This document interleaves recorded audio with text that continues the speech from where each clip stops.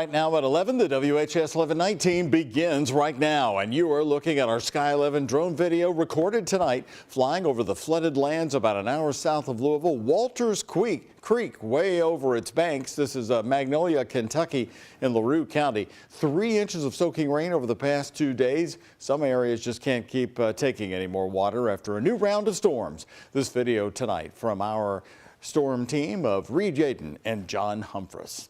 Also happening tonight here locally, the tornado watch just a little while ago was extended until midnight for Metro Louisville, many counties around us. It means we need to be alert overnight. Hello, everybody. I'm Doug Proffitt. Meteorologist Alden German is in for Colleen tonight. But first, we want to start with Chief Meteorologist Ben Pine, who has been tracking the system all day. And Ben, what caused this tornado watch to be extended?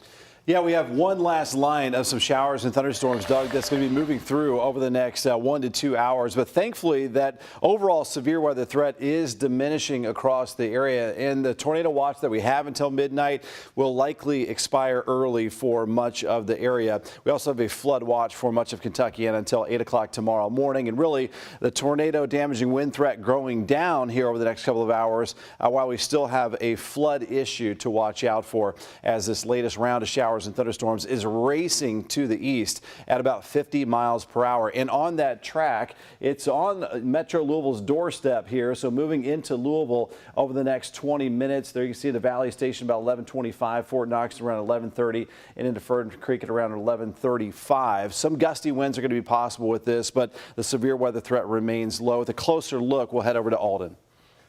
Thanks, Ben. And thankfully, none of that is severe warned at the moment, but we should see it here in Metro Louisville probably within about the next 20 minutes or so. Getting it just a little bit tighter there. We can see that it's just a run-of-the-mill thunderstorm near Palmyra at the moment, but the one severe warning that we are watching is going to be down to our southwest. That's near the Evansville area at the moment, but otherwise, we're going to keep an eye on this as it does continue to push into our area, but otherwise, our risk is continuing to diminish. But this is the activity near Owensboro that we'll be keeping that close eye on. Could be impacting parts of Breckenridge and Grayson County here. But we have seen quite a bit of rainfall with this activity today. Over 3 inches of rain falling in parts of Grayson County. So it has been a very active evening. I'll show you some more of those rain totals coming up. Doug.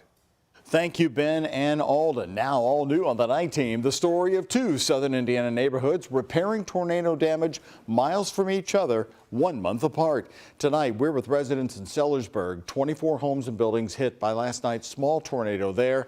And then we're going to be visiting with the folks in eastern Jeffersonville, still recovering after a much bigger tornado on April 2nd. In both places, WHS 1119's Taylor Woods and photojournalist Aspen Hester found residents looking for new roofs. The cleanup 24 hours after a harrowing night. The pieces of Terry Matern's home in Perry Crossing scattered here in Sellersburg, hit by this small tornado that came out of the sky at 9:30 Tuesday night. I was just thinking, not again. Mattern has had high wind damage in the past, but this time the damage was worse. And right as soon as we stepped in the storage room, it was just a loud boom and crackles. A neighbor's fence went through his master bedroom. 2 pieces of that fence ended up slamming into the house, and the one piece went right through that wall. You can see just how significant the tornado damage was. Insulation everywhere all across the yard, and take a look at this roof. Tarp is on it, covering it up. You could literally feel the walls moving. At that time, you know, the only thing we could do was pray. Marty Hope lives next door to Mattern. He captured this funnel cloud from a distance that eventually came towards his home. Lord, please don't let this happen. So we have roof damage up there. We have some siding damage. We had a window blown out there. John Gordon with the National Weather Service Louisville office was on the scene by morning. He says the tornado that hit Perry Crossing is considered a baby tornado. So we have an EF0 tornado so far, 85-mile-per-hour winds. You see the damage behind me. Very typical of what I call a rope tornado, very thin. Just 20 minutes away in Jeffersonville, residents like James Jackson are still recovering from the much more powerful EF2 tornado that struck last month. As you can see, I've got uprooted trees here. Jackson lost 37 trees in early April and is still waiting for a new roof. While his neighborhood didn't get hit this time, he's just grateful for the huge cleanup efforts. I'm just hoping and praying that we didn't get a second attack on our homes. Grateful that no one was injured. Reporting from Sellersburg and Jeffersonville, Indiana, Taylor Woods, WHAS 1119 on your side. Now back to Perry Crossing, hit last night. The Clark County Emergency Management Agency told us that 2 of the 24 homes and buildings hit did suffer major damage. As the storm team continues to monitor the tornado watch throughout the night, download the free WHAS 11 app. You'll get your weather alerts sent right to your cell phone. New development right now in the WHAS 11 night team, and it's a big one for the troubled senior living complex near downtown Louisville, Dosker Manor. The Metro housing leader told Metro Council today it's time to demolish, tear it down. But even if it doesn't happen, it's now time to relocate the residents out of there. Dosker Manor is one of the largest affordable housing complexes in Louisville and has been plagued by poor living conditions and security issues, spotlighted even more so in the recent months. It opened in 1968. Speaking to the council today, Elizabeth Strojan, giving 2 options for Dosker Manor, demolish or renovate, but she stressed the best option is start over. It's also very high density in one city block.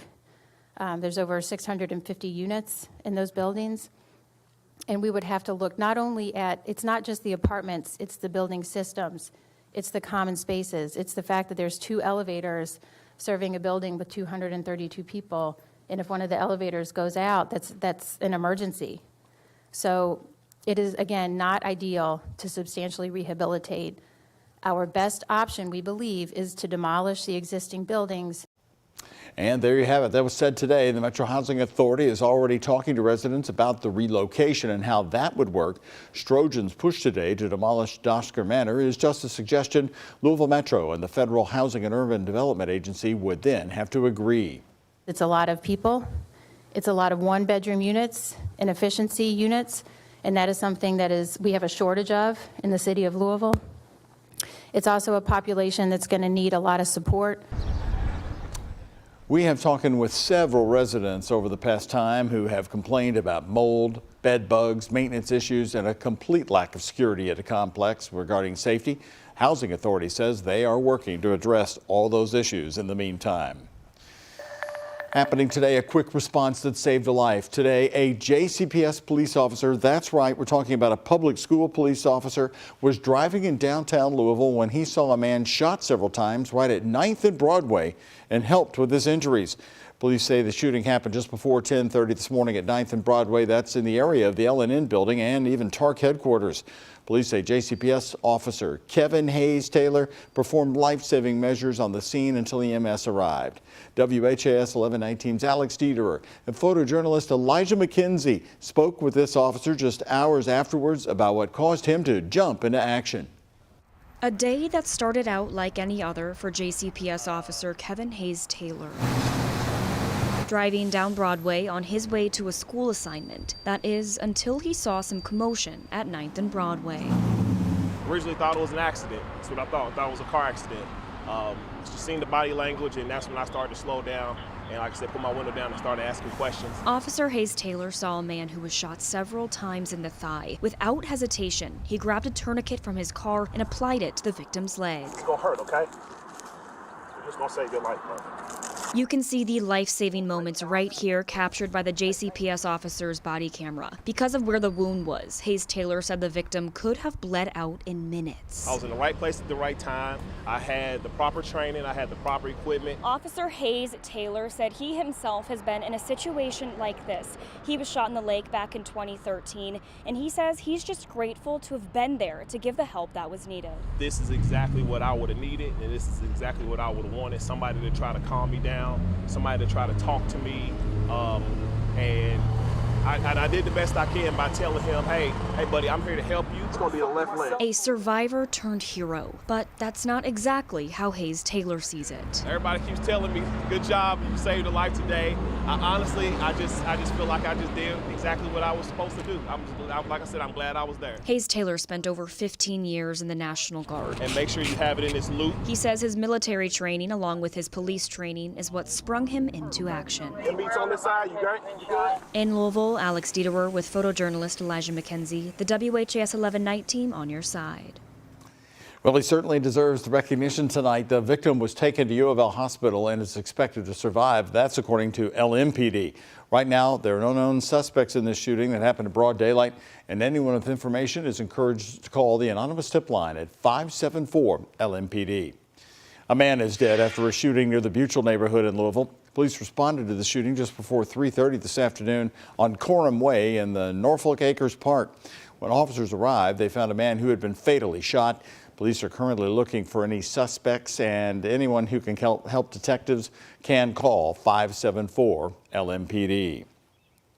There's a new public healing garden now open. It's open right near the site of the old National Bank mass shooting.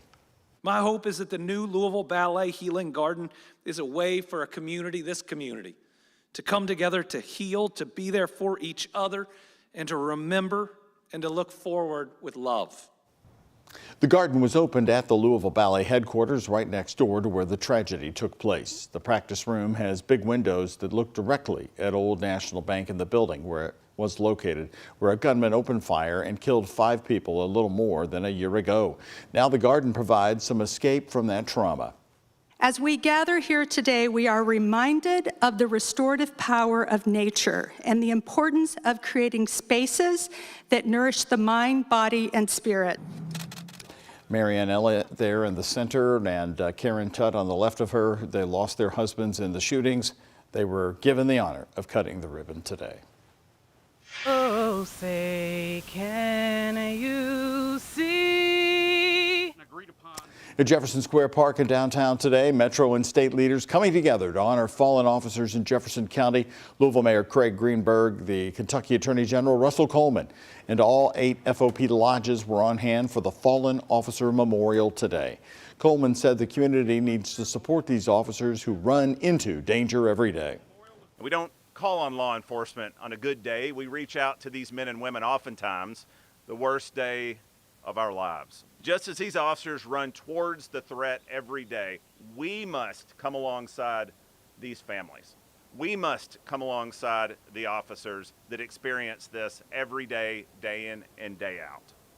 It's incumbent on each of us to provide for their physical and their mental health. The National Peace Officers Memorial Day will be observed on May 15th. News story here tonight. A longtime Jefferson County School Board member is criticizing some district school principals who showed up at their meeting last night, the school board meeting, and then openly opposed the new starting times for next year. At the meeting last night, the board approved the plan, creating 3 start times for next year: 7:30 a.m., 8:40 a.m., and 9:40 a.m. The principals showed up all wearing red, and they openly spoke against the plan. In an open letter to the school and district leaders today, board member Chris Kolb says board decisions will be unpopular with many people. He then went on to write, quote, "There is no way around this, and pretending like there is some other magical path that the board could choose, as many of you have done, is simply absurd, destructive, and not in good faith," end quote. Addressing changes in education, Kolb also wrote, "I certainly hope you commit yourself to work together to be imaginative, and to innovate in ways that benefit the greatest number of students possible," end quote. Kolb voted against the change, saying it did not adhere closely enough to the research on start times.